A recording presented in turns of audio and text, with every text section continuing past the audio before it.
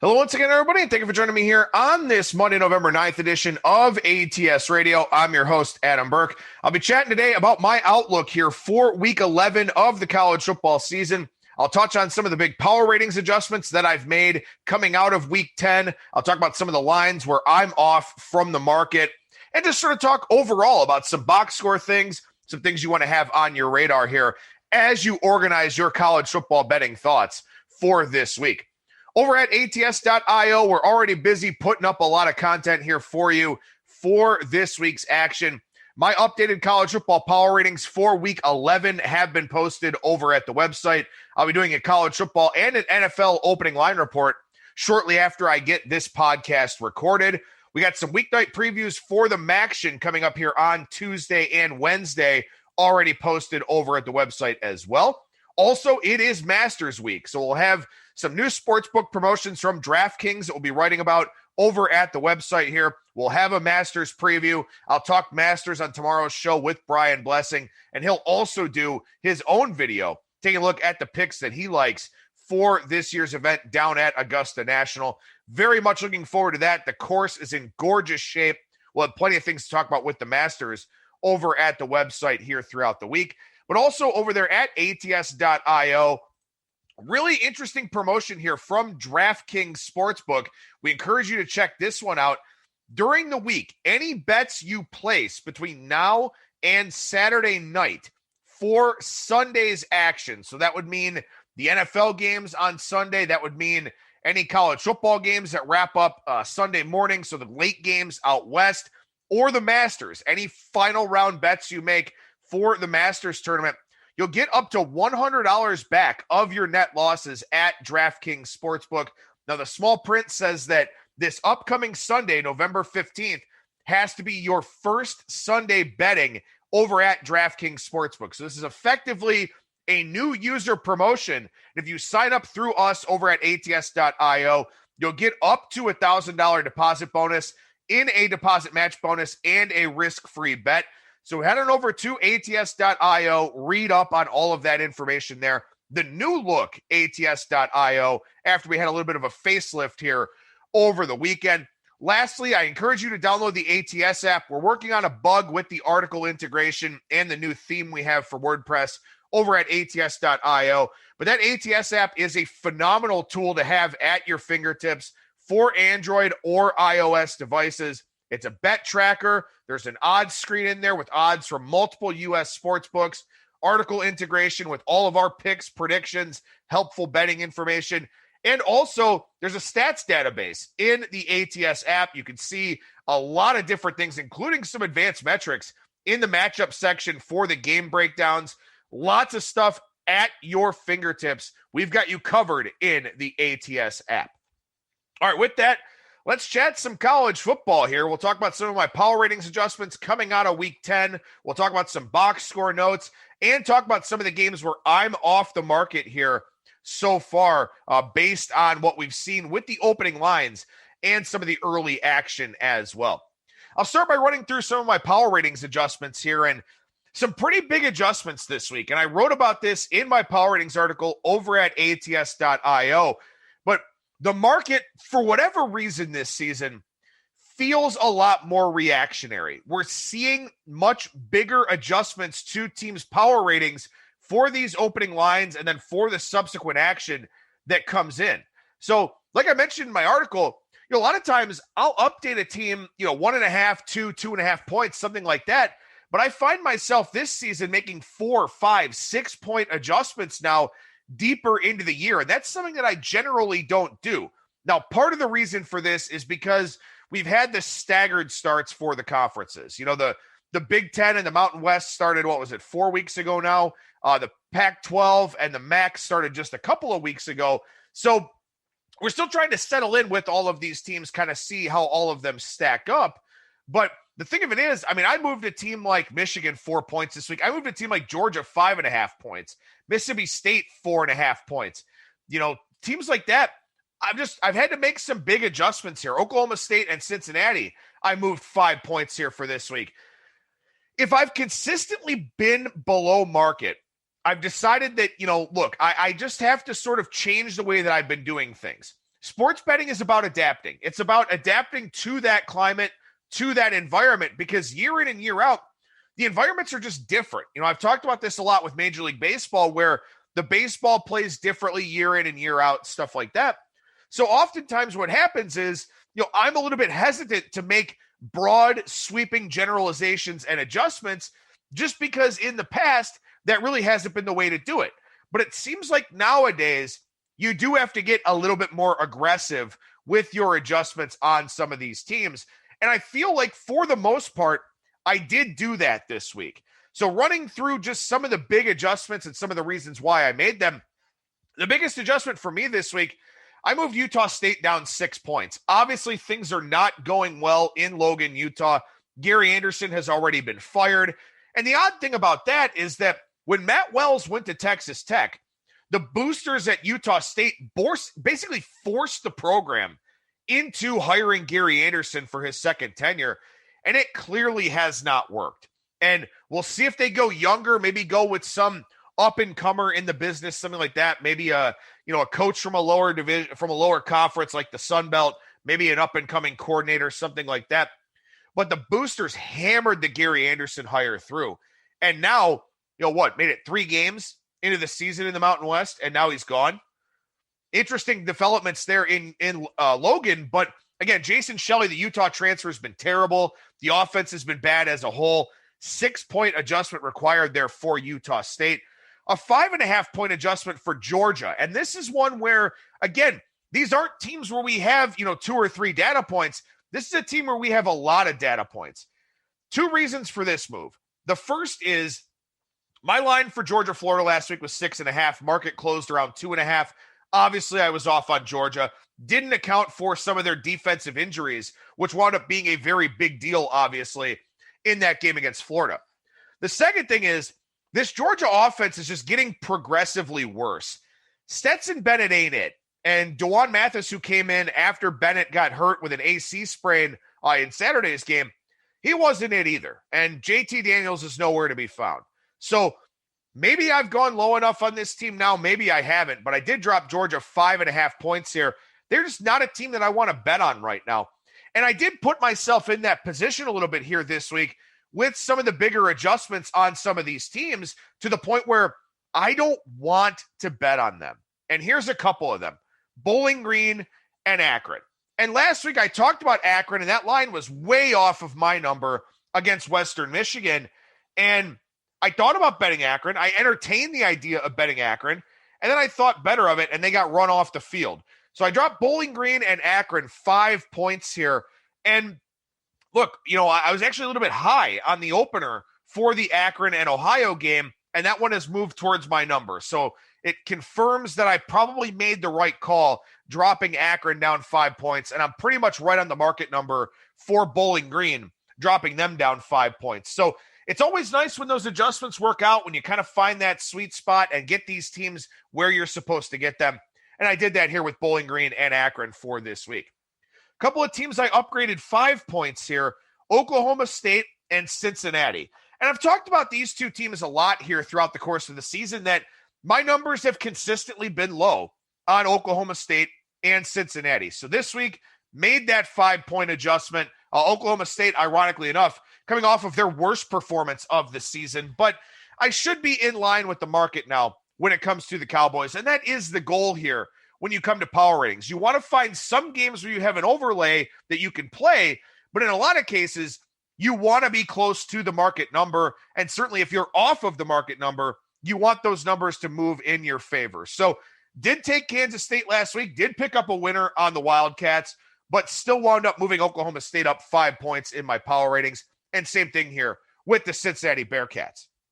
Maryland got a 4.5-point jump in my power ratings here, and I'm still not all that close on the Ohio State-Maryland line for this week. Look, I think Talia Tagovailoa is the real deal. I think Maryland's offense is significantly better. On the other hand, their defense is still not very good. So I think the over is very much in play for Ohio State and Maryland here. The Buckeyes not real thrilled with how they played in the second half of that game against Rutgers. So maybe we get a full 4-quarter performance here from the Buckeyes. Maybe that does hurt Maryland's ability to score points. But Ohio State's defense has not been impenetrable to this point. So I think Maryland can move the football on them a little bit here through the air. But in any event, Maryland is a much better team than I expected. And again, the defense still isn't very good, but the offense looks pretty competent and pretty decent here for Mike Locksley. So a 4.5-point adjustment up for the Maryland Terrapins. Going back to another team that I lowered here, Mississippi State, I dropped 4.5 points. They won the game last week, but take a look at that box score, and this is one I'll probably revisit a little bit later in the show. Mississippi State got outgained 478 to 204 by Vanderbilt. That is about as bad of a look as you can possibly get. Mississippi State's offense is not good. They are having massive problems adjusting to the air raid. Their best player, Kylan Hill, not playing with the team for the rest of the year. And the defense for Mississippi State, which was pretty good early on, they're going to get put into a lot of compromising situations here. I would expect they get worn down. I dropped Mississippi State 4.5 points here in my power ratings for this week. A couple of teams I moved up 4 points. Marshall, same thing as Oklahoma State and Cincinnati. My lines have just been low on Marshall overall throughout the course of the year. Made an adjustment for them. And Buffalo, in talking last week with Brad Powers and Kyle Hunter, a couple of my guests here on ATS Radio, I realized I was a little bit low on my power rating for Buffalo. And when you look at their game from last week, it probably doesn't encourage you to make a big upgrade here. But one of the things that I've noticed, and maybe this is something I should have talked about earlier in the process, but at least I can get to it now. It's all conference games for these teams for the most part. And when you talk about a team like Buffalo that shines in its conference as a much brighter star than anybody else, their lines are likely to be inflated. So I moved Buffalo up 4 points in my power ratings. My number for Miami of Ohio was 13.5 here this week.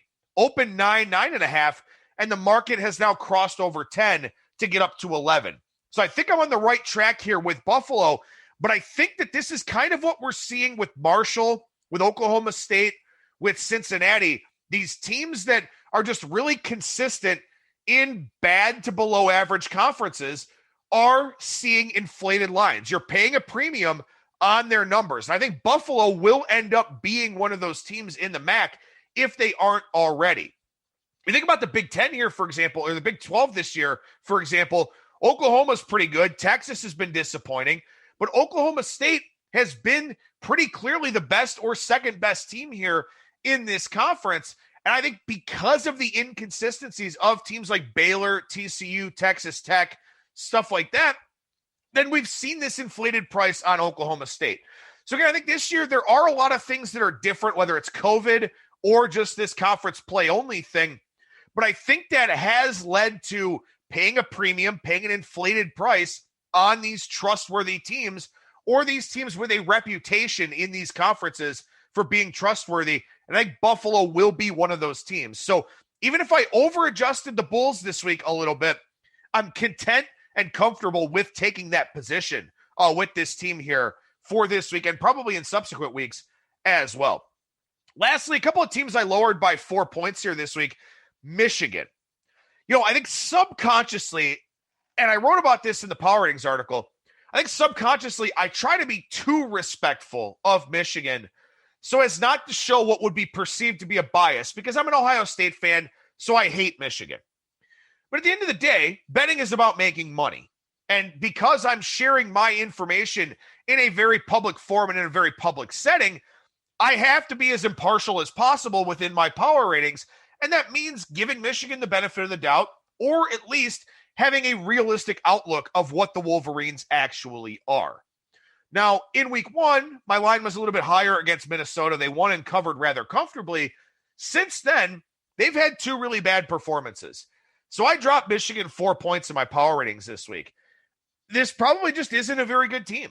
And I don't know if it's a defensive issue. I don't know if it's a coaching issue, whatever it is, but this probably isn't a very good team. And I may still have Michigan a little bit higher than some other people that I respect, but I did drop them 4 points here for this week. Again, that is something that is liquid, is a very fluid situation, could wind up lowering them once again if they're actually able to play here this week in their game against Wisconsin.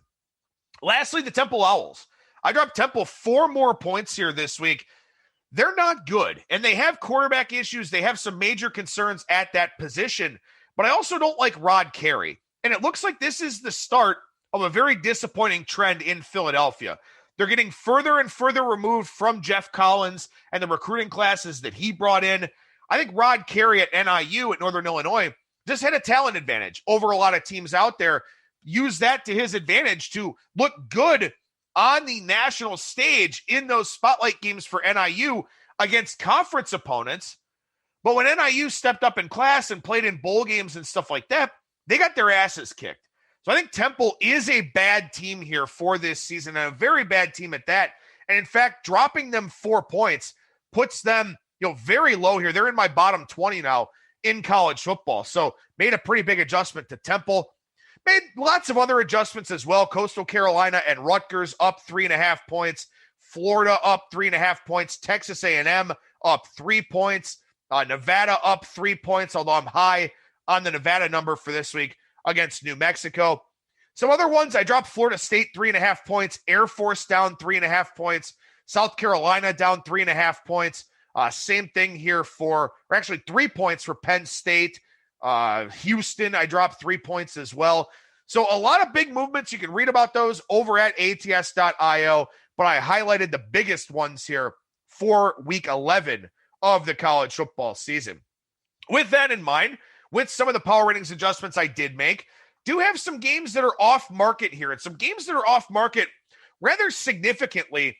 Central Michigan and NIU is one that I'm off market quite a bit. Now, what I'm looking at here is I moved Buffalo up 4 points, but I didn't move Northern Illinois. Now, Northern Illinois did score 30 points in that game, but it's a pretty misleading. It was a misleading box score all the way around. Northern Illinois had under 5 yards per play. They gave up 7 yards per play. They just had the football for a long period of time in that game. The market did lower them a little bit. I didn't. The market upgraded Central Michigan for beating Ohio. To me, I just wonder if maybe Ohio's not a very good team. They lose Nathan Rourke. They go with his younger brother, Curtis, at quarterback. And I don't think he's as polished or as talented as Nathan Rourke.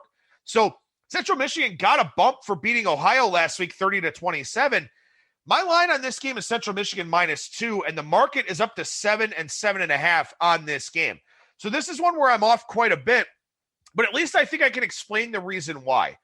I upgraded Buffalo because I was off on the Buffalo Northern Illinois line last week. The market says that I should have downgraded Northern Illinois because my line was high on Buffalo and low on Northern Illinois here. So again, this is the process with power ratings. There is some guesswork involved. You do have to try to figure out, okay, if my line was off from the market line, which team was I off on? And generally speaking, what I try to do is I try to adjust both teams equally. If I'm off 4 points on a line, well, I'll upgrade one team 2 points and downgrade the other team 2 points. Maybe that's not the way to do it anymore because we've got this reactionary betting market where knee-jerk reactions aren't overreactions. They're just the norm.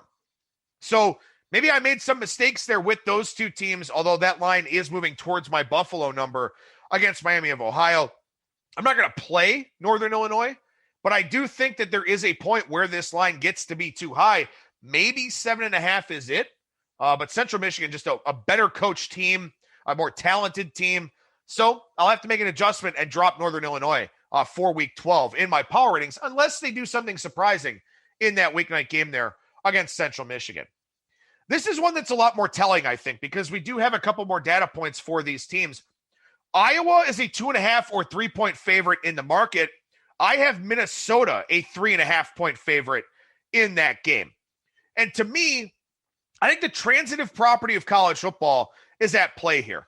Minnesota got clubbed by Michigan in week 1. Since then, Michigan has lost to Michigan State and Indiana.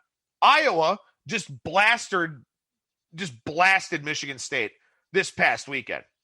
So you've got kind of competing perceptions here where Minnesota, lost badly to a team that lost badly to Michigan State. Iowa just trounced Michigan State.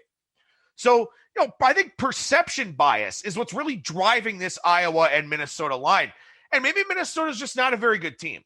Maybe Minnesota, with all of their defensive losses, with the losses of Rodney Smith and Tyler Johnson, maybe they're just not a very good team.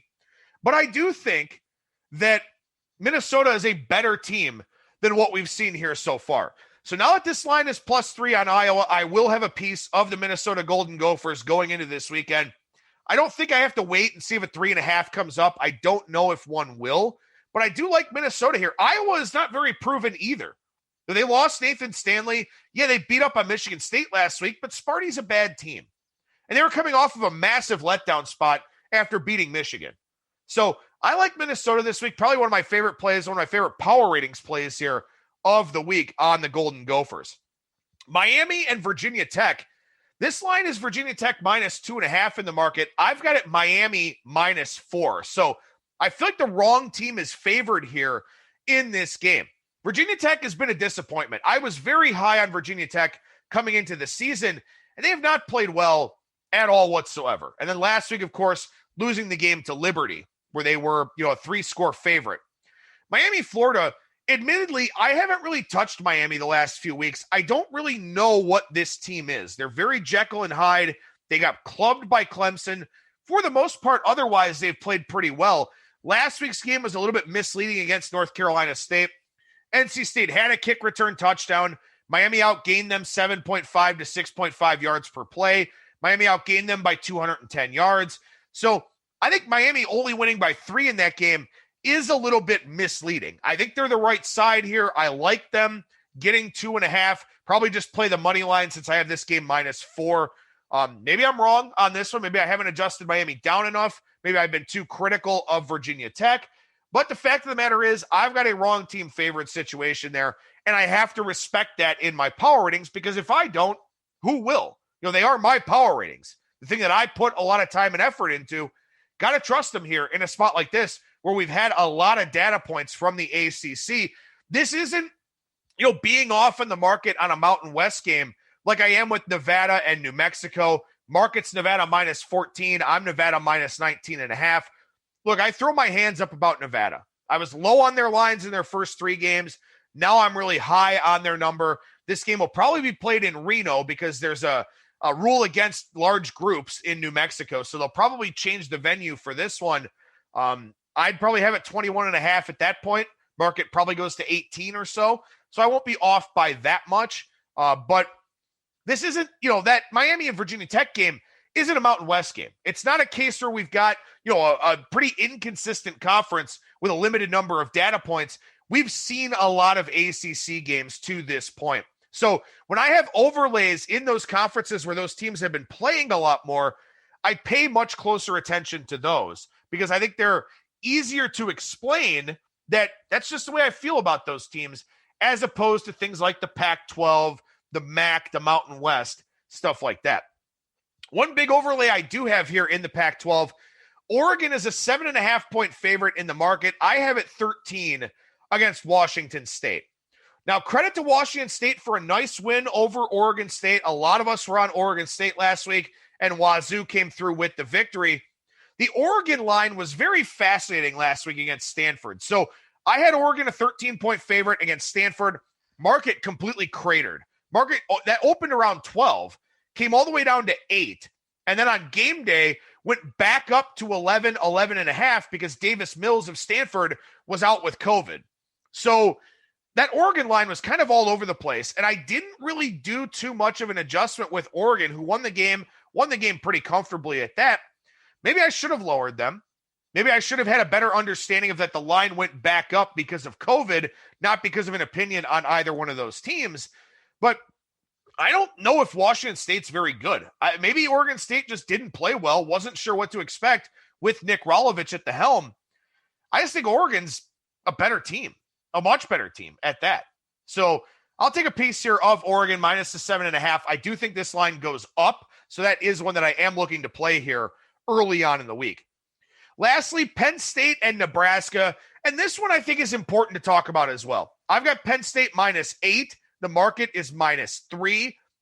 I'm not as down on Penn State as everybody else. When you look at the box scores for their 3 games, and I know they're 0-3, they really haven't played that poorly overall. I mean, Ohio State comfortably handled them. And that's a game that probably should have been a bigger margin of victory than it actually was. But Penn State was much better than Indiana in that game they lost to open the season. And then last week, I don't think they played that badly. I know that they came up on the losing end, but I don't think they played that badly. If you look at the box score, they had a lot of yards in that game. They just, again, made mistakes. And maybe that's just the hallmark of this James Franklin team here for right now. But I also don't think Nebraska is very good. Adrian Martinez got pulled in their last game. Nebraska's box score was misleading. I'll talk about that in a second. But I just don't think Nebraska is a very good team. I think Penn State -3 is a cheap number. I like it. It's showing signs of going to 3.5. So I do like Penn State in this game against Nebraska. Find a 3, take it. I think this line does go up. Again, maybe Penn State's the wrong side. Maybe they're just going to have too many problems this year. But I do think that the Nittany Lions are the way to look in that game against Nebraska. All right, so let's roll through here with some of these box score notes. I'll try to do these in pretty rapid fire fashion, not take up too much of your time here on today's show.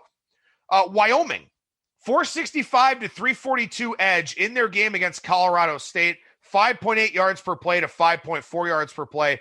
Wyoming was -3 in turnovers. They had a pick 6.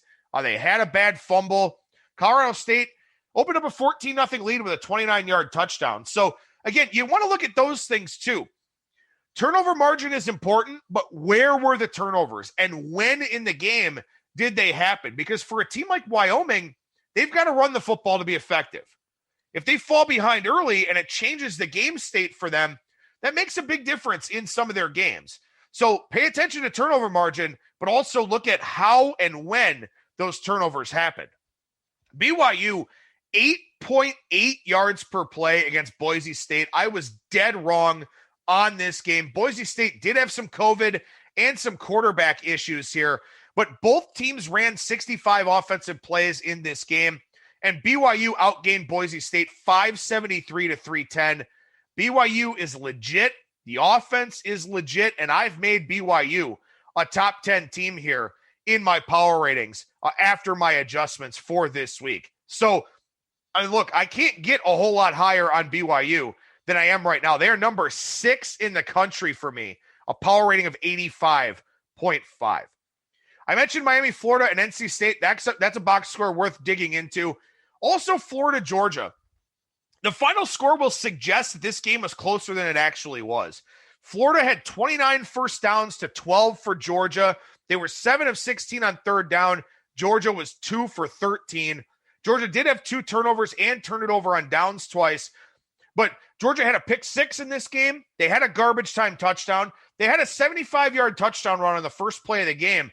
That accounted for 27% of Georgia's offensive yards. So Florida's defense actually played really well in this game. Either that or the Georgia offense was terrible. But again, that speaks to why I lowered Georgia as much as I did in my power ratings for this week. 8.8 yards per carry for Cincinnati against Houston. Desmond Ridder is not great, but Cincinnati runs the football very effectively, and they deserve the benefit of the doubt, which is why I gave them a big upgrade here for this week. The Texas A&M South Carolina game was every bit as bad as 48-3. Sometimes you look at games and you see 48-3 and a team's -4, -5 in turnover margin, something like that. That wasn't the case here.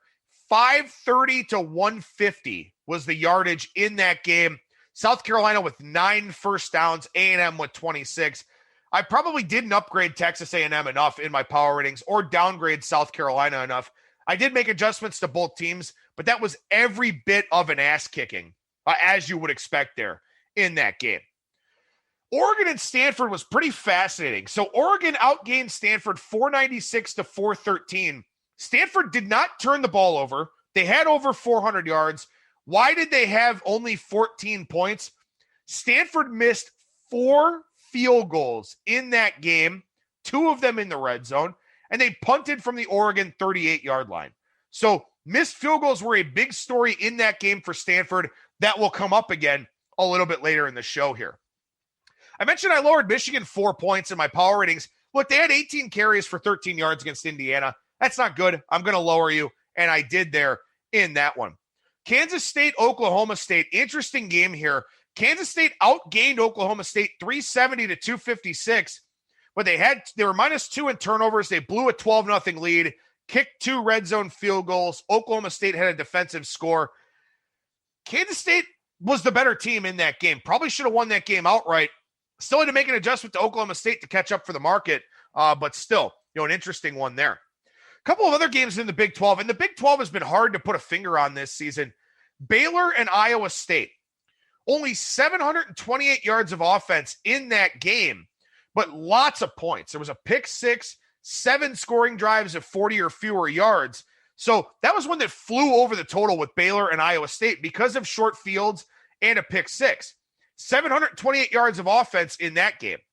By comparison, West Virginia and Texas, 723 total yards, only 30 points in that game. So we talk about misleading box scores, misleading final scores. It's not only sides, it's also totals, where sometimes these totals just don't add up to what the box score is telling you. USC outgained Arizona State 556 to 392. However, they had 135 yards on 15 plays in their last 2 touchdown drives to come away with that victory. USC was never in a position to cover in that game. Did outgain Arizona State badly, but a lot of that on those 2 final drives. Memphis barely beat South Florida, but if you look at the box score for that game, they only won 34 to 33. Memphis outgained South Florida 535 to 330. They were 10 for 19 on third down. USF was only 2 for 12. So why did Memphis only win that game by a point? Well, South Florida had a pick six. Memphis turned it over on downs 3 times, once at their own 34, led to a field goal for South Florida, once at the South Florida 36, and then once at the South Florida 3 right before halftime. So Memphis left a lot of points on the field in that game. I did downgrade Memphis considerably prior to last week, but I avoid downgrading Memphis too much this week because they won that box score convincingly, just weren't able to convert into points. Nebraska had an interesting game here. They lost 21 to 13 against Northwestern, but they outgained Northwestern 442 to 317. Both Adrian Martinez and Luke McCaffrey were picked off in the end zone, and Nebraska had a 13-play, 78-yard drive with a turnover on downs on their last possession. So Nebraska just did the same things Nebraska's been doing during the Scott Frost era. They show you some potential and some promise, and then take a dump all over it with turnovers. So twice picked in the end zone and a turnover on downs, pretty much inside the 10 on their last drive. So that's how Nebraska won the box score, but lost the game there in that one. Troy only had 3.85 yards per play in their game against Georgia Southern. Bad look. Pick six, their only offensive touchdown. We'll see if they get Gunnar Watson back here for this week. Boston College is back to force-feeding the run. They're back to being an under team here. 47 rushing attempts for them. We talked a lot about Boston College with Kyle Hunter over the course of the season here. Early on, they were throwing a ton. Now they're running a ton, so keep that in mind. Southern Miss, I know people want to downgrade Southern Miss for that game against North Alabama, but they did almost double them in yards, 345 to 175. Southern Miss was -3 in turnover margin. They trailed 13-7 going into the fourth quarter of that game. Southern Miss is just not a very good team, but I've already got them pretty low as it is. As I mentioned, Penn State -3 in turnovers against Maryland. They did outgain Maryland 434 to 405. Again, I think Penn State is a little bit undervalued in the market this week. I like them in their game against Nebraska. As I mentioned, Vanderbilt outgained Mississippi State 478 to 204, but Vanderbilt was -5 in turnover margin. So Mississippi State won that game by 7, being -5 in turnover margin, and they got outgained by 270 yards. So very interesting box score, to say the least, there in that one between Vandy and Mississippi State. 30.3% of Florida State's yards were on Jordan Travis's 88-yard touchdown run in the game against Pitt. Pitt hammered Florida State. Kenny Pickett came back in that game. I downgraded Florida State 3.5 points. That may not even be enough. This team has definitely regressed over the last few weeks, to say the least. Finally, this was one of my proudest calls of the weekend with Colorado. I liked Colorado. I thought the line in that game of UCLA -7 was way too high. Colorado wins that game outright. UCLA was -4 in turnover margin. This box score was a mess, by the way. UCLA -4 in turnover margin. They actually trailed 35-14 at the half. They fumbled a punt return. They got picked at their own 19. They had a fumble run back, or the pick at their own 19 was run back to the 1 yard line. They fumbled at their own 7. So Colorado's timing of turnovers and the spot on the field in which they happened played a massive role in this game. But also, Colorado missed 3 field goals. So this game really shouldn't have even been close. So I didn't upgrade or down. In fact, I downgraded Colorado a point despite winning outright as a big underdog in that game. UCLA, I didn't touch at all, really, because I was obviously lower than the market. But again, -4 in turnovers, and again, 3 of those in prime scoring opportunities for Colorado. So when you look through box scores on Sunday, that's what you want to look for. Yards per play differentials, turnover margins, and when and where those turnovers happen, because those will play a massive role in the final score and the outcomes of the games. So again, I know I ran over a ton of stuff here on today's show. ATS.io, you can read my power ratings article over there. It's right on the front page. Very, very easy for you to find, to say the least. Coming up on Tuesday, we'll chat NFL and Masters with Brian Blessing. Wednesday with Kyle Hunter, we'll talk more college football and maybe some NFL. Thursday, we will talk the NFL as well as college football with Brad Powers. And then Friday, my Circa Sports Million picks for Week 10. That'll do it for me. Thank you so much for listening, everybody, and I will talk to you again tomorrow.